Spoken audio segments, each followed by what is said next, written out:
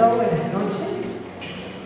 Dignos concurrentes, decano nacional, ingeniero Chávez, todos los ingenieros, miembros de este colegio que han tenido la hospitalidad de recibirme con mucha expectativa, con mucho cariño, con mucha colaboración institucional, que es lo que estamos desarrollando a través de este tipo de presentaciones.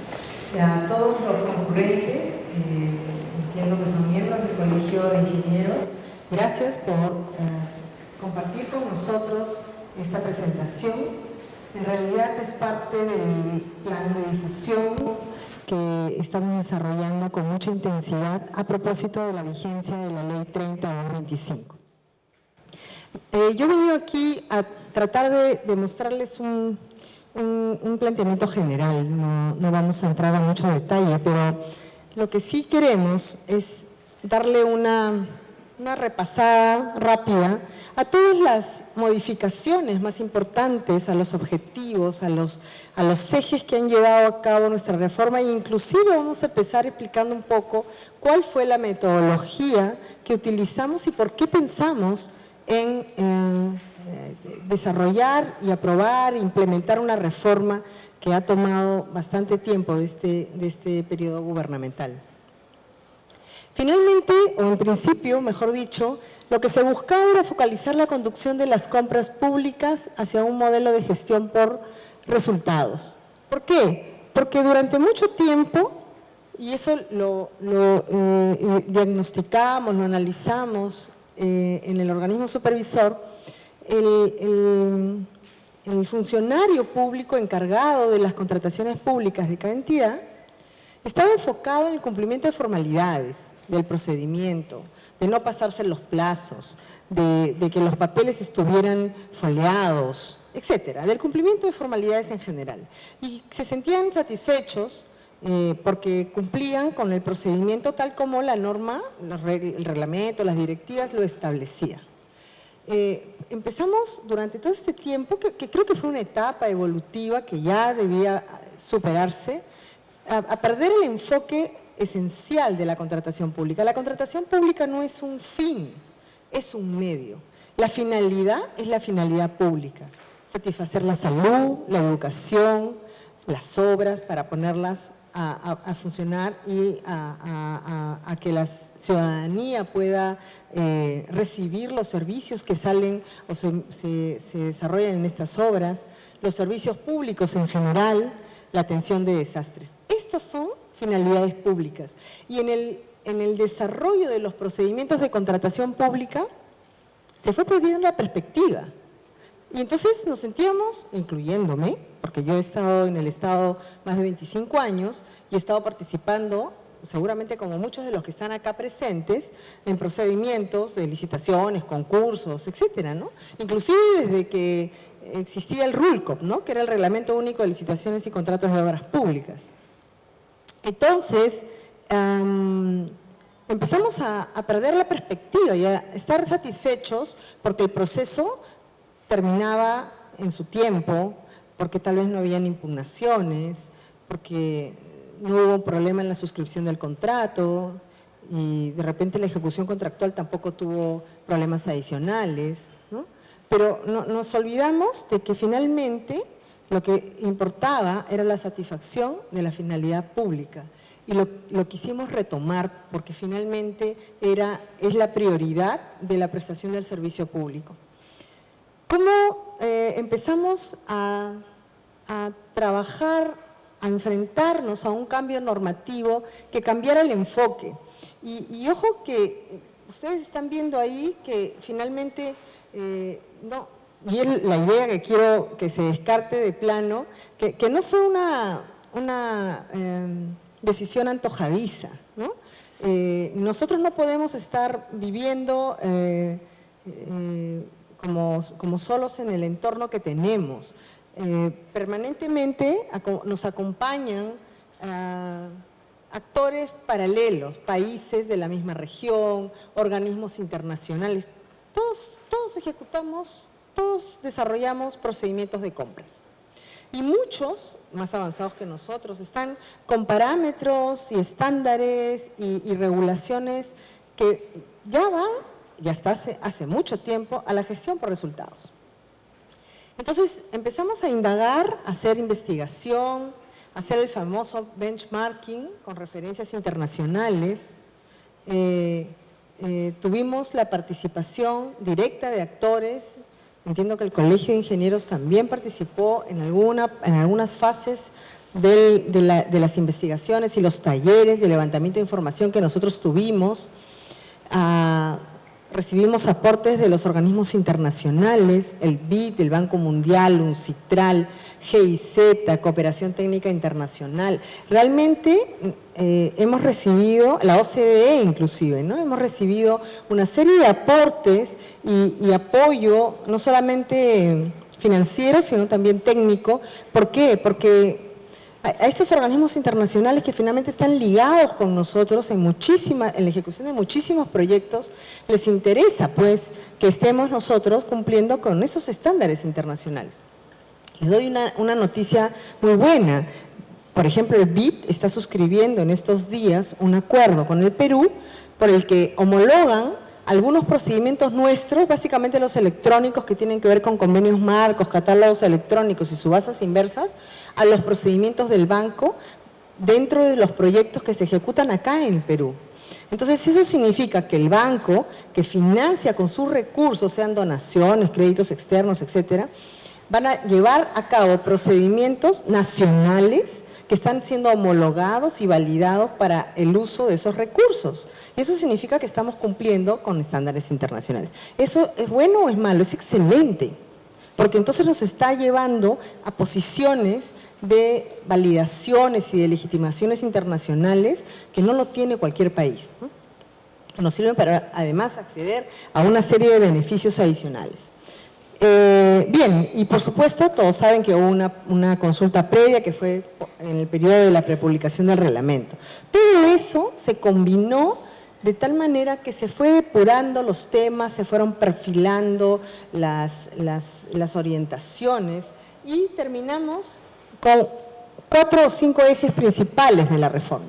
El primero era rescatar el valor de los recursos públicos, porque empezamos identificando que la estimación del valor o del gasto que íbamos a ejecutar para efectos de la adquisición, de la contratación de servicios o la ejecución de las obras, estaba acotada a la puesta en funcionamiento, ¿no?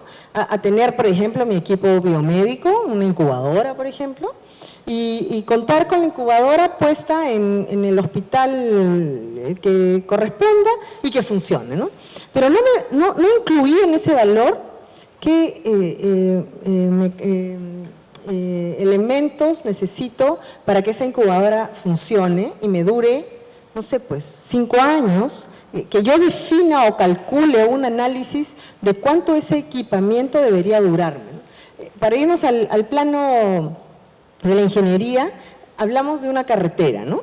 Las carreteras, las especificaciones técnicas que están en el expediente técnico de cuál es la composición del asfalto, etcétera, de todos los elementos que conforman esta ejecución de obra, está en el expediente técnico y está analizada para que haya una duración de determinado tiempo. Esta duración, este análisis de la duración se iba perdiendo en el tiempo y no necesariamente formaba parte de lo que yo entiendo que debo gastar. ¿Para qué? Para pensar que una carretera no me debe durar menos de 5 años o 8 años. Y para eso necesito que tenga una composición especial, dependiendo de la geografía, por supuesto, de los niveles, de los desniveles del suelo o de la composición del suelo también, para efectos de que el mantenimiento que venga, yo sepa cuándo es que viene, ¿no? Y no es que voy no planificando mi gasto, voy teniendo un bien, un servicio, una obra que voy a saber cuánto me va a durar. Entonces, esta maximización del valor también incluye ese tipo de costos, el flete, el seguro, la instalación, el funcionamiento. Normalmente no se incorporaban todos los costos y todos los gastos que se requieren para que el bien dure, pero determinado tiempo.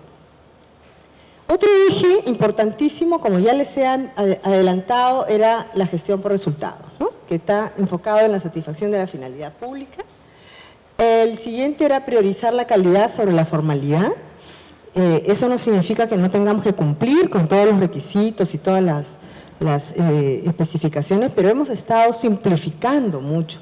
¿Y por qué? Porque también dentro de nuestro diagnóstico había un indicador, y lo sigue habiendo, muy bajo de postores por proceso clásico. No superan, bueno, está más o menos en el 1.8 a 2 postores por proceso. Como referencia tenemos a Brasil, que tiene 5. Bueno, Chile tiene una legislación distinta, tiene como 6, pero maneja mucho catálogo electrónico, entonces ahí no podemos tener una comparación. Y Colombia tiene 4. Entonces ya se dan cuenta que el indicador que nosotros tenemos es muy bajo. Y eso significa poca competencia, ¿no? Y también perjudica de alguna manera la mejor decisión del Estado, contratante, porque no tiene mucho que comparar, ¿no? En muchos de los procesos hay solo un postor y en la mitad más o menos hay 2, ¿no? Que no es mucho, no es la pluralidad que uno está buscando. Entonces requeríamos también simplificar costos, simplificar formalidades para que los proveedores también tengan no solamente la percepción, sino que exista la realidad de que estos procedimientos no son tan complejos. Si ustedes cuentan o trabajan o tienen amigos o colegas que son empresarios, entonces tú les dices, oye, tú contratas con el Estado, pucha, eso es muy complicado. Y además la decisión ya está amarrada, ¿no? Esas son las 2 respuestas que te van a dar, definitivamente. Entonces teníamos que combatir esas 2 percepciones que en muchos casos sí condecían con la realidad. Y el tema oye, eso es muy complicado, lo quisimos enfocar en esta ley también. Entonces poco a poco vamos a ir viendo cómo estamos simplificando la presentación, el costo, de las ofertas, la participación de los proveedores y la confianza, porque yo creo que también es un tema de confianza, ¿no? De confianza en el sistema y obviamente en los operadores del sistema. Entonces hay una serie de mecanismos que el organismo supervisor está desarrollando, implementando para volver a generar esa confianza, que se perdió en algún momento. No nos importa realmente cuándo, ¿no? Lo que nos importa es que se vuelva a reconstruir, porque eso va a generar un crecimiento económico a favor de nuestro país. Bien, lo siguiente, el famoso tema, ¿no? Ahorita hay una discusión por ahí que pretende argumentar la derogatoria de la ley y el reglamento, aduciendo que los operadores logísticos cuentan ahora con mayor discrecionalidad y que por eso van a hacer lo que les da la gana, ¿no? En esos términos. Discúlpenme la forma de expresarlo, pero estoy siendo casi textual. Y no, pues, ¿no? Porque todos sabemos, supongo aquí en este auditorio, entiendo que ninguno puede confundir la discrecionalidad con la arbitrariedad, ¿no? El que hace lo que le da la gana es arbitrario, claro, obviamente, pero no discrecional. El discrecional tiene parámetros, el discrecional rinde cuentas, y el discrecional tiene decisiones, claro, que tomar. Y claro, antes no teníamos mucho que elegir como operadores logísticos. Inclusive, en el caso de los bienes y los servicios, más que en el caso de la ejecución de las obras, o también las obras en algunas situaciones de excepción de las exoneraciones, lo que teníamos era que forzar los argumentos para encajar un poco en el supuesto y poder salir con el proceso de selección, ¿no? La idea es que ahora hemos desarrollado parámetros, alternativas, que los operadores, con el fin de satisfacer la finalidad pública, puedan alternativamente elegir. Esa es la discrecionalidad. Y no eligen lo que les da la gana, eligen los parámetros establecidos en la norma. Y si eligen, tienen que sustentarlo. Esa es la rendición de cuentas.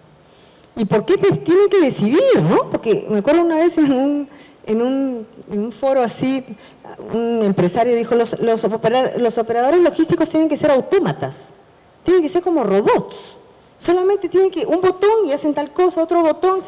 Entonces, no, pues, ¿no? O sea, así no es. somos profesionales, muchos seguramente serán ingenieros también, ¿no? Como ustedes, y obviamente que tenemos que tomar decisiones. La decisión de la compra, la decisión de la adquisición, de la contratación es una decisión de administración, ¿no? Y esa decisión tiene que basarse, sustentarse en una serie de argumentos, de sustentos técnicos, jurídicos, económicos, etcétera. Y por eso estamos protegiendo las decisiones del operador logístico dentro de un entorno establecido, parametrado, no es que yo elijo o hago lo que me da la gana, ¿no? La planificación, eso justamente tiene que ver con lo anterior, ¿no? La planificación se ha incorporado como un elemento obligatorio en la programación de adquisiciones. Vamos, por parte de los operadores logísticos, a enlazar tanto la programación de lo que yo necesito, tanto la planificación de lo que yo estoy esperando hacer como objetivos institucionales en el año, con la programación de los bienes, servicios y obras que necesito para cumplir con ese plan operativo. No van a ser documentos que los hago por cumplir, ¿no? Ni van a ser tampoco documentos de gestión separados, independientes, divorciados. No, se están nutriendo uno del otro. Y cuando se presenta la programación del POI, que es el Plan Operativo Institucional, ya debería contar con las especificaciones técnicas. O sea, no se trata de que yo quiero y haga un detalle sumario del bien, del servicio, de la obra que requiero y no desarrollo el perfil técnico de lo que estoy queriendo, ¿no? Entonces ya me tengo que anticipar en esa etapa de formulación, y cuando se aprueba el POI, inmediatamente se aprueba el PAC. Finalmente, la mayor diversidad de las alternativas, bueno, eso ya les comentaba, y también de la solución de controversias que vamos a ver seguidamente, ¿no?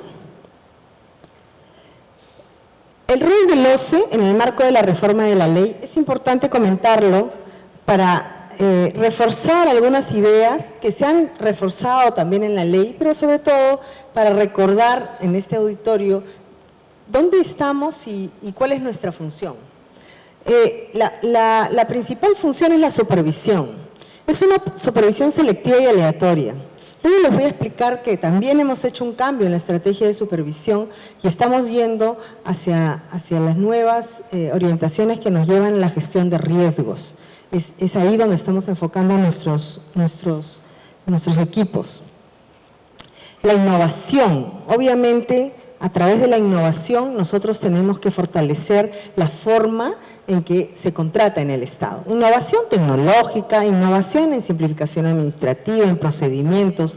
Contamos con un equipo de personas que se encarga de analizar a nivel internacional las nuevas formas de comprar, de cómo mejorar, cómo me acerco yo al mercado, cómo evito alguna distorsión, cómo evito alguna irregularidad, cómo mejoro mi posición de contratante. El desarrollo de capacidades y buenas prácticas, eso por supuesto es una de nuestras funciones principales. Nosotros creemos y confiamos, estamos absolutamente seguros de que cualquier reforma puede ser extraordinariamente bien diseñada, pero si no cuenta con operadores que la implementen y le garanticen la sostenibilidad en el tiempo, no pasa nada. Y por supuesto el desarrollo de capacidades se enfoca en ese recurso humano, que además va a estar certificado, por lo menos en el caso de los operadores logísticos, y certificado por niveles, ¿no? De eso también vamos a conversar un poquito después. A ampliar oportunidades a las micro y pequeñas empresas, por supuesto, porque simplificando y reduciendo costos les damos a mayores oportunidades a que participen en estos procesos, optimizando la identificación de infracciones y irregularidades y su sanción.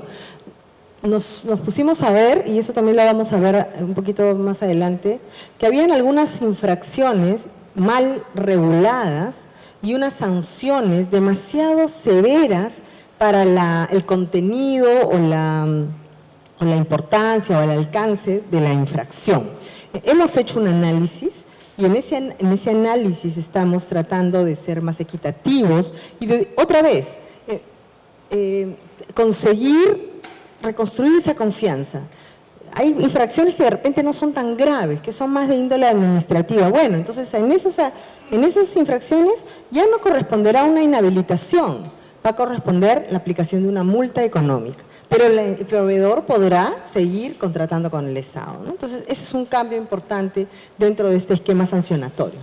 El desarrollo tecnológico, estamos terminando de fortalecer y desarrollar el CAC3, y recientemente, como en agosto o en julio, se va a poner en funcionamiento el nuevo diseño del Registro Nacional de Proveedores, que ha sido todo un esfuerzo que ha durado casi 2 años el desarrollo de ese software y que va a incluir pues un historial de cumplimientos, la posibilidad de que el proveedor también construya una vitrina para los demás contratantes. Es decir, tiene una serie de ventajas este nuevo diseño.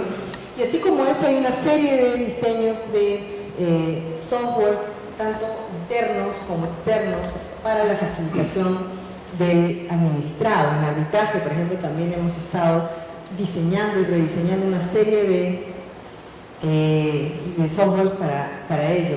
¿Y por qué? O sea, ¿cuál es la intención? Que creemos, y eso lo creen todos los países de la región, no solamente de nuestra región, sino también de Europa y de los organismos internacionales, que uno de los mecanismos más potentes para luchar contra la corrupción es la transparencia.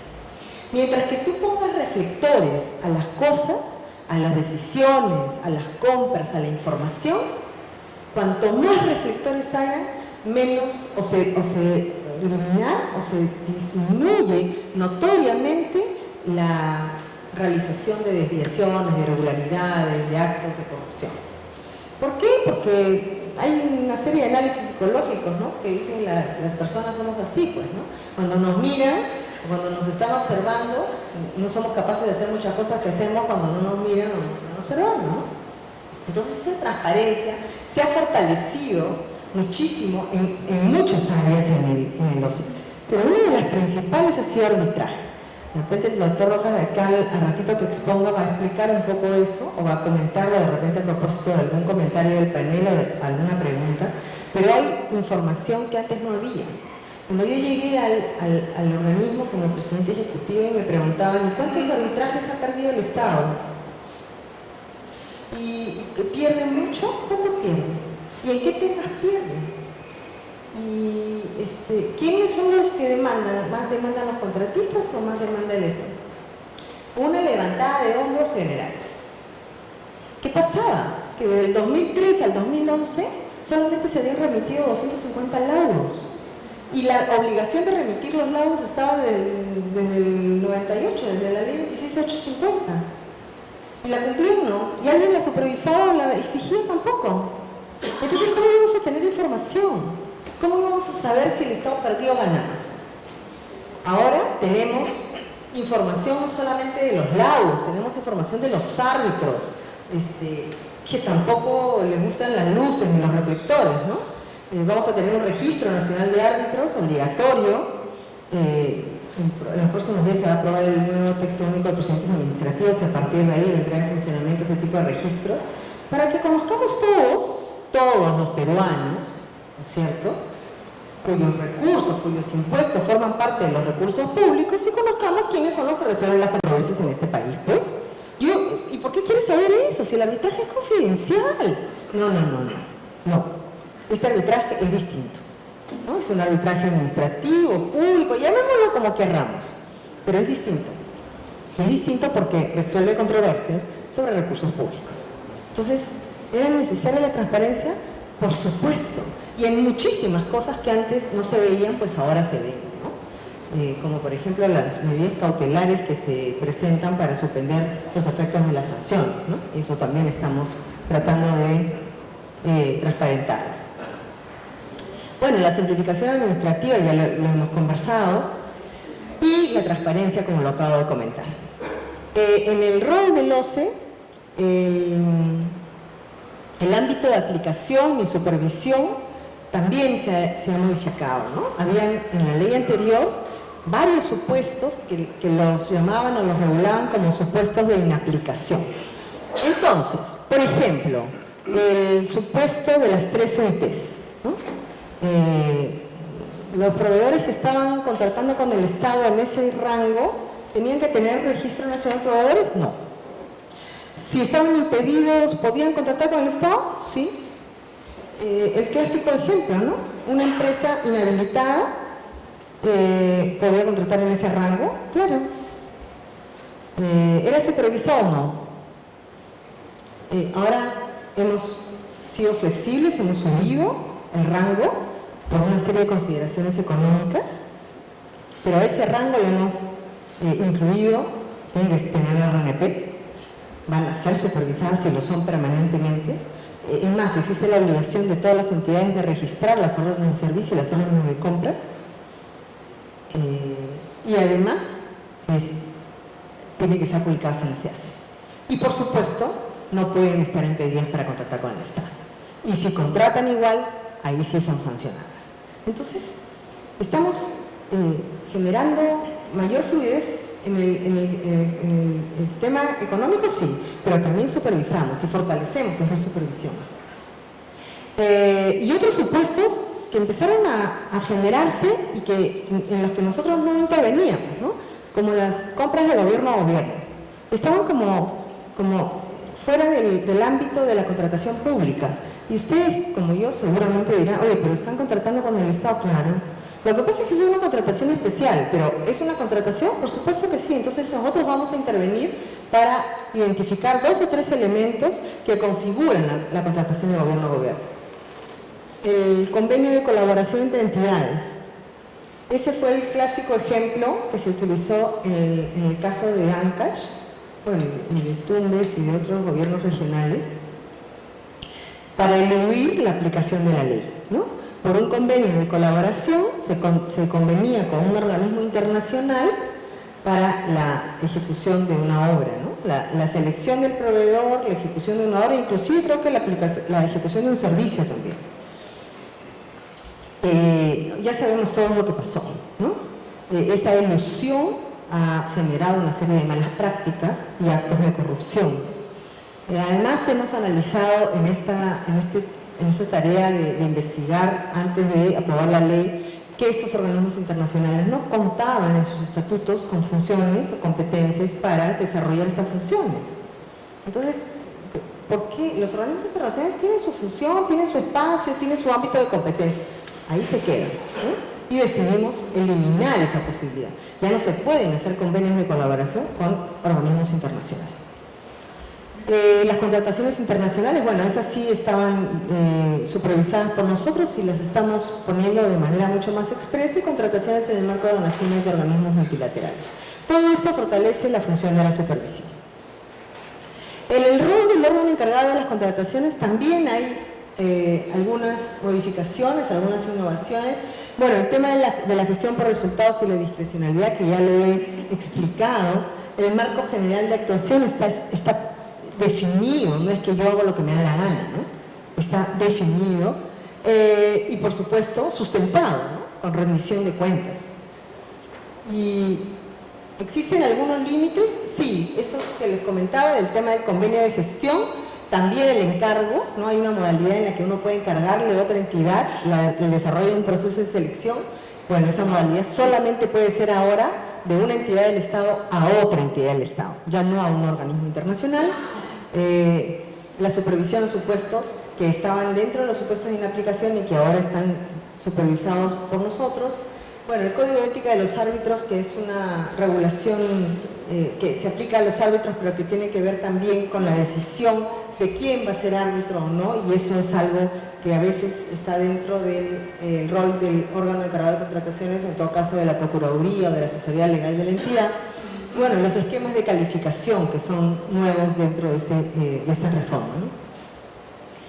En las facultades hay una serie de nuevas facultades en cuanto a la determinación del valor estimado, su actualización, las alternativas para retomar la adquisición de un bien que se interrumpió por resolución o nulidad del contrato, bueno, etcétera. Algunas otras cosas que vamos a ir viendo en el transcurso de la presentación. Vayamos de una vez a las 3 fases del proceso y claro, nosotros nos preocupábamos por la primera, ¿no? Por los actos preparatorios que como que han estado un poco en la oscuridad durante este tiempo, ¿no? Como que estaban dentro del ámbito interno de cada entidad. ¿Y cómo se hace el estudio de mercado? ¿Y cómo defines el valor referencial que era antes? ¿O cómo vas a definir las especificaciones técnicas? ¿Cuáles eran los problemas, ¿no? La elaboración de los actos preparatorios. Los procesos, de acuerdo a la ley, el proceso más largo debería durar 21 días hábiles. Bueno, los actos preparatorios duraban hasta 54, o sea, más se demoraba en definir las especificaciones que venían, regresaban a logística, y regresaban al área usuario y volvían a regresar, o buscar el estudio de mercado que pudiera sustentar el valor con el que sale, que el propio proceso. ¿Por qué? Porque justamente era un área que estaba un poco en oscura, pues, ¿no? un poco abandonada, ¿no? Entonces hemos decidido, además del tema normativo, hemos decidido otra vez ponerle luz, ponerle reflectores. ¿Y qué reflectores le pusimos? Un mecanismo, un instrumento realmente que se llama resumen ejecutivo. Y en este resumen, que además es público porque está publicado en SEACE, se sustenta lo que hice para definir las especificaciones técnicas y el estudio de mercado. Con eso se han podido identificar una serie de desviaciones en el momento en que llegan las denuncias o se elevan las observaciones a las bases, porque efectivamente se estaba configurando, por ejemplo, un direccionamiento o una sobrevaloración. La dificultad de adaptación a las condiciones de mercado, eso obviamente tiene que ver con el estudio de mercado, el direccionamiento técnico que ya lo comenté, el exceso de formalismo y las pocas alternativas o modalidades de contratación para poder tomar decisiones que respondan a la necesidad. Ustedes coincidirán conmigo de que, por ejemplo, el Ministerio de Salud no puede reaccionar igual ante la compra de vacunas o la atención en la epidemia o la compra de mobiliario, ¿no? O sea, son necesidades de la misma entidad, pero que tienen urgencias y naturalezas distintas y, por supuesto, deberían tener soluciones distintas. ¿Qué cosa hicimos? Bueno, el tema de la programación, que ya se los he comentado, estamos incluyendo esta definición dentro del proceso de formulación del POI, del Plan Operativo Institucional, de tal forma que en el proyecto de presupuesto ya se incluye este tema de requerimientos programados y una vez aprobado el PIA se ajusta y se aprueba el PAN. En los requerimientos estamos definiendo que se incorporen características y requisitos funcionales, condiciones en las que se ejecuta la prestación y los requisitos de calificación que sean necesarios. Eso es lo nuevo, ¿no? ¿Qué requisitos de calificación? Esos requisitos tienen que ver con el proveedor, porque el área usuaria ahora sí va a poder decir, yo, este es el tipo de proveedor que requiero, ¿no? Y esa calificación tiene que estar obviamente sustentada y ser objetiva. No se trata de que yo voy a estar direccionando y decir, a ver, quién es el que me está, generando una mayor confianza, o por decir algo bien suave, ¿no? Entonces, la idea es definir factores de calificación que pueden ayudarnos al comité especial, al comité de selección, a la entidad, al órgano encargado de contrataciones, a tener una pluralidad, pero más o menos que sea pareja, ¿no? No que haya muy buenos proveedores o muy malos en términos comerciales, económicos, financieros, de capacidad operativa, etcétera, sino que haya una paridad, ¿no?, entre los proveedores que van a satisfacer la necesidad que estoy presentando. La homologación de propuestas. Esta es una modificación, una novedad, y se va a empezar a trabajar en los próximos días. Tienen el protagonismo lo tienen los sectores que definen o formulan las políticas públicas. ¿Y por qué? Porque ellos son pues los que definen o los que van a definir qué características se pueden homologar. Por ejemplo, educación, mobiliario escolar para niveles preescolares, ¿no? Entonces, ¿por qué los gobiernos regionales, de repente municipalidades también lo hacen. El mismo Ministerio de Educación, sus unidades ejecutoras, que son bastantes, van a comprar con especificaciones distintas. ¿Se puede homologar? Claro que se puede homologar, ¿no? Entonces, igual también hablábamos en algún momento de homologar expedientes técnicos. ¿Se pueden homologar o no se pueden homologar? Por ejemplo, las comisarías. ¿Todas las comisarías de la costa podrían ser iguales? Los colegios. Si yo defino la capacidad del colegio, me refiero a la capacidad para atender una cantidad de alumnos, ¿podrían ser iguales en la costa? Un expediente técnico para la sierra y otro para la selva. De repente sí se puede hacer eso, ¿no? De repente Vivienda se interesa en esta homologación justamente ¿para qué? Para estandarizar las necesidades, para que estén parametradas en un solo requerimiento y haya mucha pluralidad de personas, porque finalmente en cualquier zona yo creo que sí hay que dividir las regiones por los climas y los suelos, ¿no? Pero de repente en la costa, en la sierra y en la selva se pueden hacer esas homologaciones. Eso es esta innovación y creo que va a poder ayudar muchísimo a no estar dirigiendo, ¿no? Porque las especificaciones técnicas, pues, hay un requerimiento, un número, una especificación que se cambia de 3 a 5 y ya no son 5 postores, son 2, ¿no? Entonces, eso hay que cuidarlo mucho y cuando hay bienes que se compran con mucha frecuencia, material educativo, no sé, de repente materiales de construcción también en muchos casos, se pueden estar homologando, así se van a requerir las cosas, así se van a construir de repente las obras, ¿no? Por eso hablamos de la adquisición recurrente, del uso masivo, de la naturaleza estratégica. Tienen que ser los sectores los que en sus políticas públicas definen qué bienes, qué servicios, qué obras y por supuesto una vez establecida la homologación, su uso es obligatorio. En cuanto al valor estimado, hay un cambio para los que son bienes y servicios. Este valor estimado no significa un valor oculto, eso también he escuchado estos días, ¿no? Que se oculte y que eso ayuda a la corrupción. No, porque el valor estimado va a estar en el plan de adquisiciones, ¿no? Entonces, no se trata de ocultar nada, lo que queremos es generar que el mercado otra vez vuelva a fluir de manera natural. ¿Por qué? Porque durante todo este tiempo, la mayoría de los postores lo que hacían era una construcción de su propuesta al revés, ¿no? ¿Cuánto es el valor referencial? Es 100, ¿no? Ya, entonces voy bajando el costo, no sé qué, entonces hago mi estructura de costos, en vez de hacerla, ¿no? Desde el valor bruto y ir incluyendo gastos, la hago al revés, ¿no? Entonces, ¿quién está aprovechando el flujo natural del mercado? Por lo menos el Estado no, y es lo que queremos. Eso es otra medida que va a incentivar la participación de proveedores, porque entonces no se trata de que yo voy a tener un valor y entonces simplemente pongo el menor valor respecto al valor referencial y me van a tener que adjudicar. No, se trata de que tú vas a poner tu precio real. Y eso también va a ayudar a evitar o a disminuir, por lo menos no evitar, el incumplimiento contractual, porque en muchos casos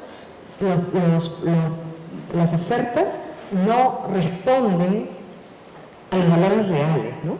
Entonces, haces tu esquema al revés y reduces para tener mayores posibilidades en la puja, en la decisión, pero luego te enfrentas a la ejecución de una prestación que no vas a poder con estos costos. Entonces, ahí vienen los problemas, ¿no? Las ampliaciones, que las adicionales, que no quiero, que el arbitraje, y se armó una historia más larga de lo que debería ser. Esta es es la forma en la que los organismos internacionales compran, con valores estimados, ¿no? Y nosotros estamos replicando esa fórmula básicamente en bienes y servicios con ese objetivo, ¿no? Que haya más competencia. El caso de seguros patrimoniales es un caso en especial, nos estamos abriendo a la contratación internacional. Supongo que algunos deben saber un poco cuál es el ejemplo. El mercado de seguros nacional es muy muy cerrado, ¿no? Es un oligopolio casi, y bueno, concertan, entendemos o presumimos, y finalmente no permiten ni siquiera conocer la distribución de los costos, ni de las primas, ni de las pólizas, y hay una serie de acciones que a veces dejan desprotegidas a las entidades que estamos obligadas a tener seguro patrimonial, y bueno, exoneración porque no estoy pudiendo presentar ninguna oferta, se declara desierto, en fin, toda una serie de complicaciones que tienen que ver específicamente con los seguros patrimoniales y que nosotros queríamos solucionar con esto. Los sistemas de contratación también se diversifican, se esquematizan, se definen con mayor claridad.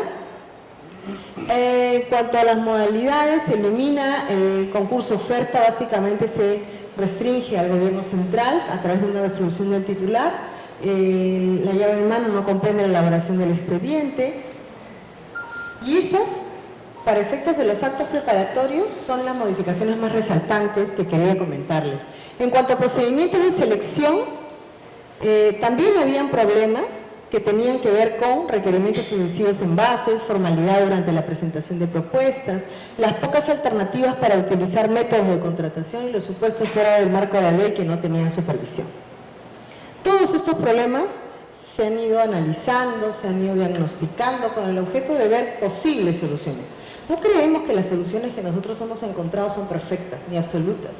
Por supuesto, todo es una mejora continua y por supuesto, y lo pongo sobre la mesa, decano nacional, ingenieros que me acompañan ahora, aceptamos la intervención y los aportes de todos los actores del mercado de compras públicas. El Colegio de Ingenieros es uno, por supuesto, principal, y encantados de recibir esos aportes y comentarlos y ir mejorando, porque la idea es que finalmente tanto el Estado como los proveedores, como los funcionarios que estamos involucrados en estas compras públicas, encontremos que las reglas son claras, que no se cambian en el último minuto, que no existe predictibilidad en las decisiones, seguridad jurídica, y finalmente podemos contar con la satisfacción de la finalidad pública, que no solamente es un objetivo del Estado, creo que también es un objetivo de la empresa privada, porque la empresa privada obviamente está como empresa interesada en lucrar, en obtener sus utilidades, pero también forma parte del Estado y entiendo que también está participando en estos intereses públicos, ¿no? La calificación del postor, como les decía, es una innovación, es una modificación sustantiva. Lo que se quiere, pues, es que estos factores de calificación se desarrollen, se verifiquen una vez que ya se ha evaluado la oferta y se verifican sobre el postor ganador en el caso de los bienes, servicios y obras. En consultoría la calificación se mantiene como tradicional y en todo caso está relacionada a la capacidad legal, la capacidad técnica y profesional y la experiencia del postor. Nosotros estamos ya por sacar una directiva que desarrolla mucho más en forma detallada todos estos requisitos y la forma en que se califica, de tal forma que quede muy claro y otra vez construyamos esa predictibilidad de la que estamos hablando, ¿no? Los factores de evaluación, eso también es relativamente nuevo, el precio es el criterio obligatorio y se proponen adicionalmente y facultativamente otros, tanto para bienes, servicios en general y obras, como para consultorías en general y consultoría de obras, ¿no? En el caso de consultoría individual, que es una de las modalidades nuevas de los consultores individuales,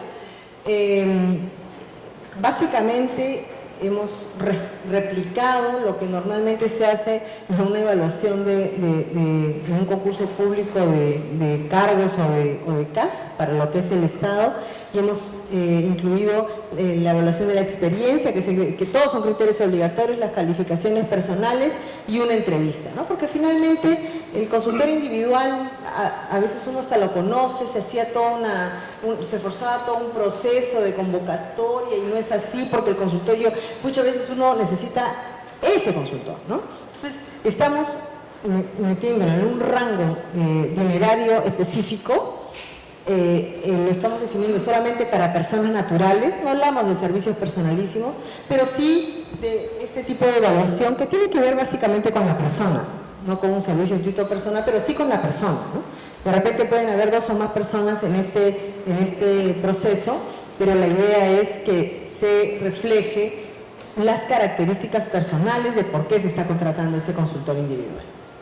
En el caso de la subsanación de ofertas, es otra medida de fomento a la participación de proveedores, ¿no? Porque muchas veces, por otra vez las formalidades, las ofertas se desechaban y no se podían subsanar, ¿no? Entonces, lo que estamos haciendo es que en la etapa de admisión, en la precalificación, en la evaluación y en la misma calificación, se puedan subsanar las ofertas. La subsanación o la corrección es material o formal de los documentos presentados, ¿no? No debe alterar el contenido de la oferta, por supuesto. Y, por supuesto, no está relacionado al precio. Eso es inmodificable, ¿no? Pero, les digo, de alguna manera, con esta subsanación se van a mejorar mucho, se va a mejorar mucho este indicador, porque muchos postores son desechados porque falta un papel, porque el papel no tiene la firma correspondiente, porque la fecha no sé qué, etc., ¿no? Consultas y observaciones. En el caso de las adjudicaciones simplificadas ya no hay observaciones, se presentan conjuntamente las observaciones y las consultas. Para el caso de las licitaciones y los concursos, con esos estamos también simplificando plazos, y el pronunciamiento del OCE en esos casos sí incluye la revisión de oficio sobre cualquier aspecto de las bases, ¿no? Eso expresamente, porque siempre lo hacíamos, pero no estaba reconocido expresamente en la norma. En los métodos de contratación, bueno, ya hablamos un poco de la selección de consultores individuales, está la comparación de precios, que es el famoso shopping de los bancos, del BID y del Banco Mundial, no sé si ustedes lo manejan, sí, es una compra rápida de bienes de vitrina, sin plazos de entrega, de rápida cancelación y que tiene también un monto definido. En el caso de la adjudicación simplificada hay criterios cualitativos y cuantitativos que lo hacen, que simplifican los plazos, no tiene observaciones, las bases son estandarizadas, lo que vamos a estandarizar son los requerimientos técnicos mínimos de a poco para que este bolsón de contrataciones esté mucho más con mayores cantidades de parámetros y por supuesto una supervisión focalizada, ¿no? Y la licitación pública con precalificación que está acotada a obras mayores a 20 millones, ¿no? Y que tiene también todo un procedimiento previo. ¿Para qué? Para escoger o quedarnos en la siguiente etapa del proceso, que es la evaluación, con proveedores pares, ¿no? Con proveedores que cumplan con todos esos, no sé si alguien puede, justo está tapando no sé quién está manejando la computadora, para que elimine ese aviso. Ahí está, muy bien. Los criterios de precalificación, que cuenten con la misma capacidad legal, con la misma solvencia económica, con las mismas experiencia en ejecución de obras, con la misma capacidad de gestión, ¿no? Y luego ya pueden, como estamos entre pares, ya podemos pensar en una evaluación muchísimo más pormenorizada, ¿no? Las contrataciones directas son lo que antes eran las exoneraciones, los supuestos se han incrementado, porque se están reconociendo una serie de situaciones que antes, como les digo, se forzaban, ¿no? Servicios personalísimos, el servicio de publicidad, por ejemplo, que lo habían introducido en servicios personalísimos, luego el tema de los servicios de consultoría, cuando hay necesidad de continuar o actualizar un informe, también se puede contratar directamente al consultor que lo hizo. Bienes y servicios con fines de investigación, el arrendamiento de bienes inmuebles, ahí era una complejidad terrible, ¿no? Porque, a ver, cuando uno quiere alquilar un inmueble es ese inmueble, ¿no? No puedo yo, salvo que diga, a ver, en qué distrito, pero normalmente pues tiene que ser un inmueble muy cercano, que tiene que tener una conexión con nuestras redes de cableado o estar cercano al ingreso del principal, porque las personas se puedan movilizar, etcétera. Una serie de condiciones que no necesariamente pueden ser seleccionables, ¿no? Ejecución de prestaciones no ejecutadas, eso es ante un contrato resuelto nulo, los servicios educativos de capacitación. Esa es un poco la nueva estrategia de supervisión y es lo que les comentaba, está soportada en el análisis de riesgos, Básicamente estamos hablando de los riesgos que afectan la competencia y que tienen que ver con barreras de acceso, con el tema de los pronunciamientos y la implementación de estos mismos, y también los riesgos en contrataciones directas y exclusiones. Todos estos riesgos están alimentando al análisis cualitativo, que va a definir patrones y que va a definir también propuestas de solución. La supervisión de las 8 ITs, que es lo que les comentaba, el OCE supervisa en primer lugar el registro de las órdenes de compra y las órdenes de servicio, en general por el monto que llega a las 8 ITs, que es más o menos 40.000 o 39.000 y pico de soles, y nosotros investigamos y supervisamos un periodo mínimo de 3 meses. ¿Por qué? Porque identificamos patrones, ¿no?, que estarían afectando el uso adecuado de los recursos públicos. ¿De qué forma? Posibles fraccionamientos, requerimientos desagregados, recurrencia de proveedores, registro incompleto de órdenes de servicio. Es todo un mundo, ¿no? Tenemos que hacer un análisis por lo menos de 3 meses y identificamos una serie de patrones y emitimos informes. Ya hemos hecho eso con todos los ministerios, por ejemplo, y vamos a seguir haciéndolo de repente con los gobiernos regionales o las entidades que cuentan con mayor presupuesto, ¿no?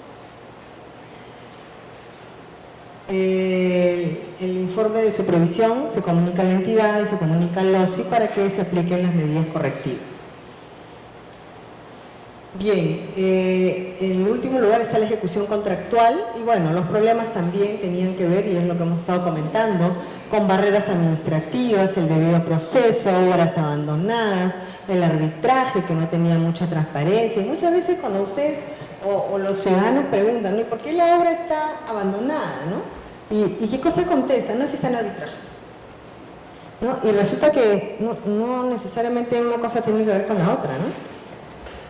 Transgresiones a la ley sin sanción, red de corrupción, etcétera. Una serie de problemas en la parte de ejecución contractual.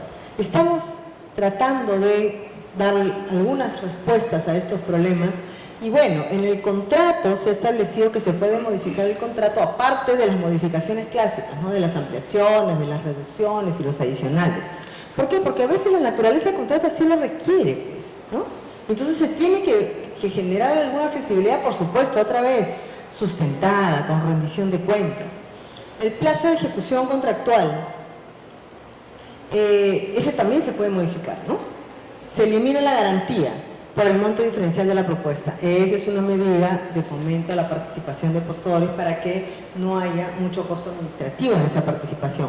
Y otras fórmulas de cálculos de penalidades para efectos de la penalidad por mora, ¿no? Las prestaciones pendientes por resolución contractual. ¿Qué pasa cuando una obra, cuando la ejecución de un contrato se interrumpe porque el contrato es nulo o porque el contrato se resuelve por incumplimiento? Bueno, tenemos ahora como operadores logísticos varias alternativas, ¿no? Se puede contratar a alguno de los postores que participaron en el procedimiento, ¿no? Uno define el saldo de la prestación, de la obra, etcétera, y respecto a ese saldo se va y se pregunta al postor que quedó en segundo lugar, ¿tú estás interesado en ejecutar esa obra? Y listo. La contratación directa, esa es otra posibilidad que ya le hemos visto hace un momentito. El nuevo procedimiento de selección, intervención económica, que es otra, ¿no?, y la administración directa. En las obras, hemos también establecido, para el caso de contratos de ejecución de obras en particular, algunas modificaciones. Diferir el inicio del plazo de ejecución de obra por acuerdo de partes, ¿no? De repente hay problemas de saneamiento físico legal o de clima, también muchas veces el clima interrumpe, influye mucho en la ejecución exitosa de una obra, entonces el acuerdo de partes puede hacer que este inicio del plazo de ejecución sea postergado. La suspensión del plazo de ejecución y básicamente para que solamente se consideren los gastos necesarios, ¿no? El incumplimiento del pago de 3 valorizaciones ya le da derecho al contratista a suspender el plazo de ejecución. Porque, bueno, hay que tratar de buscar la equidad, el balance entre las partes, ¿no? Se reduce el adelanto directo y el adelanto por materiales. Eso ha sido una de las reclamaciones de algunos gremios, ¿no? Porque hasta la fecha y desde desde la ley 26850, porque en el RUCOP sí había 30%, se ha dado hasta 60%, ¿no? Entonces me da risa porque a veces escucho yo unos comentarios y ellos, los representantes de estos gremios, dicen, ¿no? ¿Por qué no se contrata como en el sector privado, ¿no? Y yo digo, ¿ustedes creen que en el sector privado a algún contratista le dan 60% de adelanto? Yo no creo. ¿En el sector privado? No creo. Creo que ha habido una mala práctica del uso de este 60%, del otorgamiento y del uso, ¿no? Y lo que estamos haciendo es corregirlo. Además, hemos hecho todo un análisis comparativo y en la región de Latinoamérica no hay más de 30% de adelanto en general, ¿no? Nosotros somos bien generosos, entonces estamos tratando de regular esto para equilibrar otra vez los intereses y las obligaciones de las partes, ¿no? En las obras, además, existe ahora la obligación de mantener el plantel profesional ofertado, ¿no? Si hay un cambio en una penalidad diaria. Obviamente no es la misma persona, sino el nivel profesional del plantel, ¿no? Que cumpla con los mismos requerimientos con los que fue seleccionado, ¿no? Y en el caso de la ampliación de plazo, esto también ha sido un argumento de crítica. Había puesto unas malas prácticas en el sentido de distraer o generar problemas en la emisión y notificación de la resolución correspondiente que apruebe o no apruebe la ampliación de plazo para generar el famoso silencio administrativo. Y con eso irnos a arbitraje y ganar por silencio administrativo una ampliación que podría no estar ni siquiera bien sustentada. Entonces, ahora no existe el silencio administrativo. Si hay silencio de la entidad, lo que vale es el informe del supervisor o del inspector, ¿no? Los mayores gastos generales variables se incluyen dentro de este informe y el costo directo se tiene que acreditar. Y ese ha sido otro problema, otro cuestionamiento que también invocan los gremios porque dicen que la acreditación va a ser un motivo de corrupción y no sé qué. Nosotros creemos que si estos gastos generales son financiados con recursos públicos, lo lógico es que sean acreditados para que demuestren que realmente estos gastos generales se dieron en la realidad. Ahora viene el tema de solución de controversia que yo solamente voy a tocar de manera introductoria. Seguidamente el doctor José Luis Rojas va a hablar de uno de las grandes innovaciones por las que la fundación que fomenta este mecanismo que tiene sede en Londres nos ve como un caso de éxito, porque somos el primer país en Latinoamérica que hemos regulado normativamente el mecanismo de juntas de resolución de disputas. ¿Y por qué es importante? Bueno, importante, como yo les explicaba, la plana directiva que me recibió antes de venir a comentarlo con ustedes, porque es un nicho de desarrollo profesional para los ingenieros, básicamente para los ingenieros. Esta Junta de Resolución de Disputas es un mecanismo de solución de controversias que acompaña, es una especie de acompañamiento a las obras, ¿no? Y va a ayudar a que estas obras tengan una serie de ventajas, ¿no? Ya no me quiero adelantar porque el doctor Rojo se va a quedar sin exposición, pero realmente es una innovación dentro de la norma y es un nicho de trabajo para los ingenieros. Entonces yo aquí los estoy entusiasmando a los miembros de la directiva de tal manera que podamos hacer algún esfuerzo para de repente implementar algún centro de juntas de resolución de disputas que el colegio pueda fomentar, pueda promover y que pueda con eso pues generar la participación directa de los ingenieros del Perú o colegiados que necesiten o que quieran participar en este acompañamiento a las obras. Ahora, en principio se ha acotado a un valor de obras, pero yo creo que en la medida en que este mecanismo sea mucho más exitoso, y eso sobre todo depende de ustedes, entonces yo aquí estoy para exhortarlos, para pedirles que lo asuman como suyo, que lo aprovechen. Es un éxito en Inglaterra, es un éxito en Estados Unidos, ha sido un éxito en la Autoridad Autónoma del Canal de Panamá. Tiene que ser un éxito en el Perú, porque además somos el primer país que lo está reglamentando y solo depende de los ingenieros, que son los que están llamados a ser los adjudicadores, ¿verdad? Ese es el nombre, José Luis, adjudicadores. Bien, él ya explicará cuál es el mecanismo y eso es, creo que la parte más interesante del día de hoy. Yo realmente estoy haciendo un brochazo general, pero realmente el tema de la Junta es lo más importante para el Colegio de Ingenieros del Perú.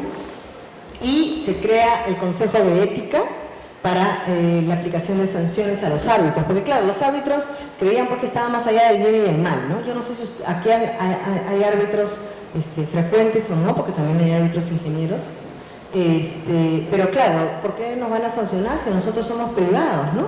Claro, pero son privados que ejercen función pública, pues, ¿no? Y si a los jueces, que también ejercen función jurisdiccional, constitucionalmente reconocidos, tienen un dogma que los está controlando para que sus conductas sean éticas, para que no tengan conflictos de intereses y cumplan con el debido procedimiento, ¿por qué los árbitros no? Entonces, eso es otra de las innovaciones que nosotros hemos incluido, bueno, ya desde la modificación anterior, pero que acá se ha perfeccionado con sanciones que tienen que ver con amonestación, suspensión e inhabilitación definitiva.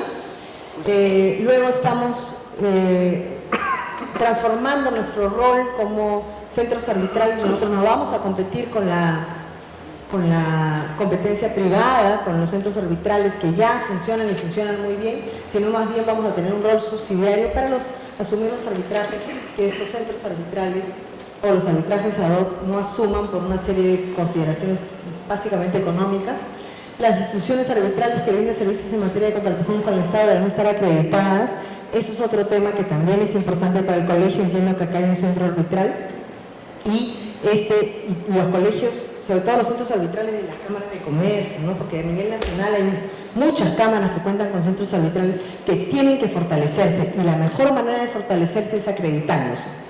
La creación del Registro Nacional de Árbitros y el Registro Nacional de Secretarios Arbitrales, de los que ya les hablaba, eso es básicamente reflectores, luz, para que todo el mundo conozca, y este registro va a alimentar nuestro récord arbitral, que es un mecanismo que cuenta con toda la información del árbitro, de tal manera que si alguno de ustedes tiene que tomar una decisión respecto a qué árbitro es el idóneo para ser el árbitro de parte en determinado arbitraje que va a resolver una controversia, algún contrato importante, pues pueden buscar esa información. Es un mecanismo amigable, tiene información actualizada. ¿Y qué van a encontrar ahí? La información del árbitro, sus recusaciones, lo que es importante, ¿no? Porque de repente es un árbitro que para generando conflicto de intereses, que lo paran recusando, las instalaciones, lo cual también es muy importante, porque resulta que hay árbitros que tienen 70 arbitrajes en un mismo ministerio, y que increíble, que este árbitro es extraordinario, que sigue 70 veces en el año en un mismo ministerio.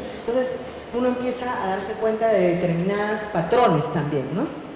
También tiene los laudos, importantísimo, porque en esos laudos uno va a ver las orientaciones respecto a los casos. De repente yo tengo un caso de indemnización o de ampliación de plazo, a ver cómo ha laudado, qué cosa está diciendo y si coincide o no coincide con otro árbitro que de repente también está en mi terna, no sé. En fin, una serie de informaciones que nos pueden ayudar a seleccionar a un buen árbitro, porque el éxito de un arbitraje, creo que igual que el éxito de las obras, de la prestación de los servicios, de la adquisición de los bienes, de la contratación pública, son las personas, ¿no?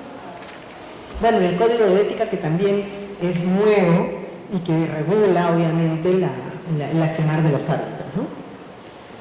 En el proceso sancionador también hemos hecho algunas precisiones, hemos perfeccionado las infracciones, incluyendo una serie de figuras expresamente, ¿no? Porque hay un estudio muy famoso, pues, ¿no?